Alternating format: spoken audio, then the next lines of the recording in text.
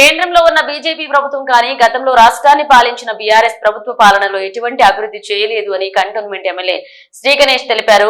తమ ప్రభుత్వంలో మాత్రమే అభివృద్ధి పరుగులు పెడుతుంటే ప్రతిపక్షాలు ఓరవలేకపోతున్నాయని శ్రీ గణేష్ ఆగ్రహాన్ని వ్యక్తం చేశారు. ప్రజాపాలన విజయోత్సవాల్లో భాగంగా మున్సిపల్ అధికారుల ఆధ్వర్యంలో మారేడుపల్లె మల్టీపర్పస్ ఫంక్షన్ లో శానిటేషన్ సిబ్బందికి ఆరోగ్య శిబిరాన్ని నిర్వహించగా ప్రపంచ దివ్యాంగుల దినోత్సవ సందర్భంగా వికలాంగులకు పలు రకాల పరికరాలను ఎమ్మెల్యే శ్రీ గణేష్ కార్పొరేటర్ కొంతం దీపికాతో కలిసి పంపిణీ చేశారు. 2 సార్లు బీఆర్ఎస్ ప్రభుత్వం చేయలేని అభివృద్ధిని సీఎం రేవంత్ రెడ్డి కాంగ్రెస్ ప్రభుత్వం చేస్తుంటే బీజేపీ బీఆర్ఎస్ నాయకులకు మింగుడు పడడం లేదు అని శ్రీ గణేష్ అన్నారు.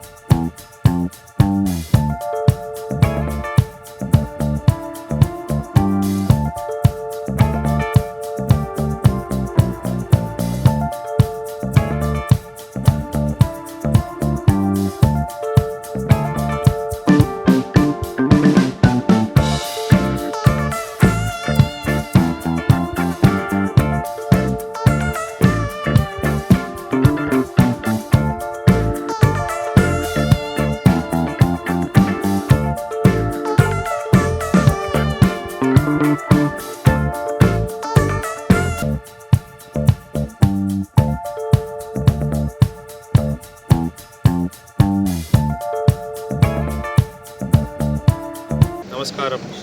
ఈరోజు మన మారేడుపల్లి మల్టీపర్పస్ ఫంక్షన్ హాల్లో నేటికి సంవత్సరం పూర్తి చేసుకున్న సందర్భంగా తెలంగాణ రాష్ట్ర ప్రజలు కాంగ్రెస్ పార్టీని ఆశీర్వదించి వారికి సేవ చేయడానికి అవకాశం ఇచ్చిన రోజు ఈరోజే 2023 డిసెంబర్ 3 తారీఖు నాడు వారందరి ఆశీర్వాదం.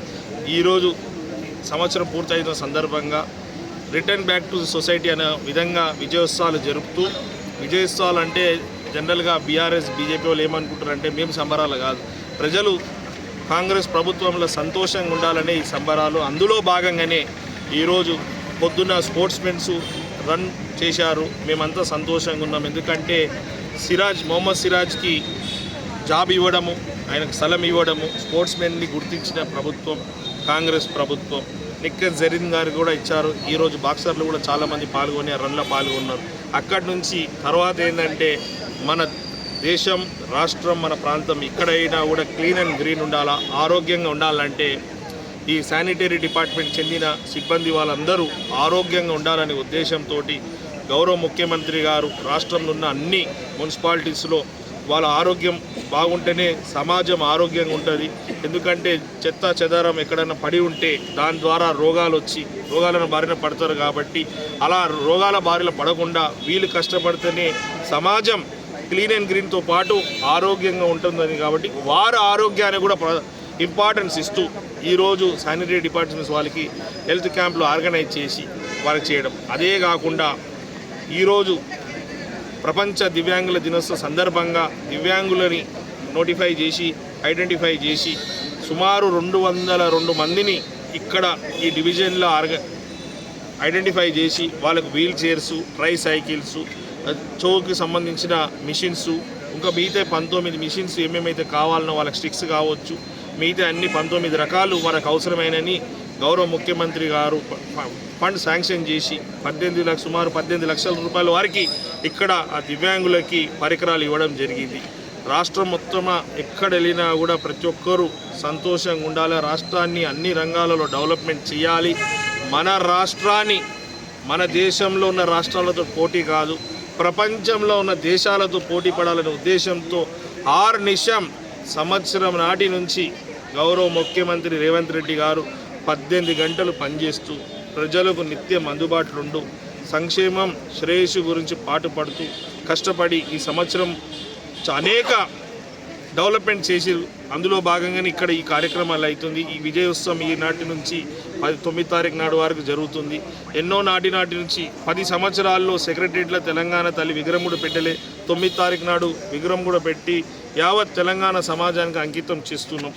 ఇలాంటి కార్యక్రమాలు చేస్తుంటే ఒక పక్కకు బీజేపీ వాళ్ళు, మరొక పక్కకు బీఆర్ఎస్ వాళ్ళు ఏం చేసిరని విజయోత్సవాలు చేసుకుంటారని అడుగుతున్నారు. వారు ఈ 10 సంవత్సరాలు 11 సంవత్సరాల భారతీయ జనతా పార్టీ దేశానికి ఏం చేసింది? స్వయాన మోదీ గారే 2014 ఎలక్షన్కు అనేక సార్లు ప్రతి ఒక్కరు పేదల ఖాతాలో 15 లక్షలు ఇస్తా అని చెప్పడం జరిగింది.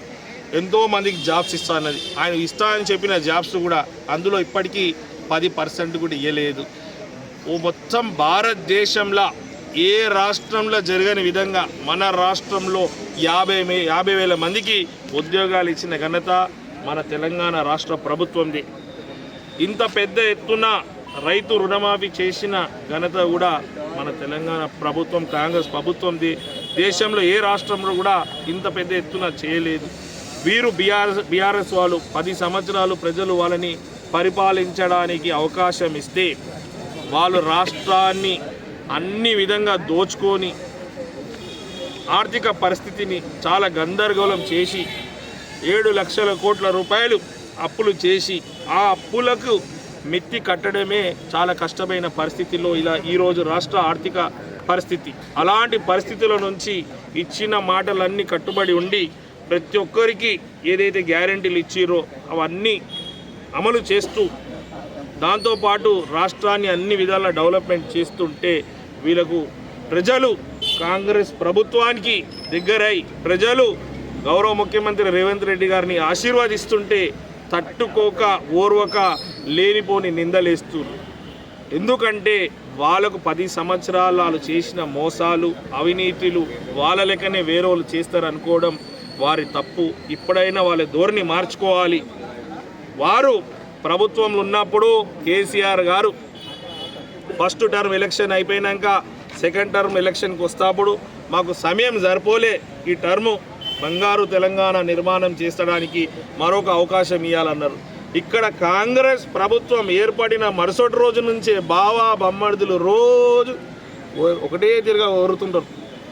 ఏ పని ముట్టుకున్నా కూడా లొల్లి లొల్లి లొల్లి. వీళ్ళు చెయ్యని పనులు వీళ్ళు చేయలే కాబట్టి జనాలు ఈరోజు మన గౌరవ ముఖ్యమంత్రి రేవంత్ రెడ్డి గారు చేస్తుంటే హర్షిస్తున్నారు. కాబట్టి తట్టుకోలేక ఇక్కడ దగ్గర అవుతారని కాబట్టి నడుస్తున్న కొద్దీ కాళ్ళ కట్టెలు పెట్టే పని చేస్తున్నారు.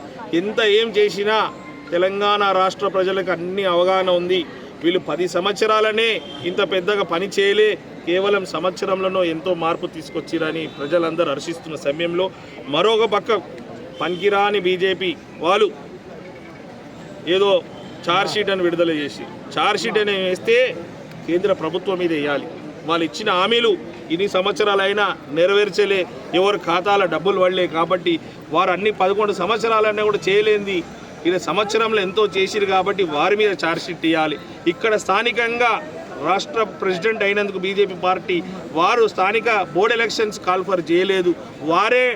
వారి ప్రభుత్వమే మెర్జంటది. వాళ్ళ ప్రభుత్వమే గత సంవత్సరం మీ అందరికీ తెలుసు ఎలక్షన్ నోటిఫికేషన్ ఇచ్చారు. మళ్ళీ వాయిదా లెటర్ ఇచ్చి మన ప్రాంత ప్రజలకు నష్టం చేకూర్చే విధంగా ప్రజాస్వామ్యాన్ని కూనీ చేసే విధంగా వారు డిఫెన్స్ మినిస్టర్ లెటర్ పెట్టి అటు మెర్జ్ కానియలే, ఇటు ఎలక్షన్ రానియలే. వాళ్ళు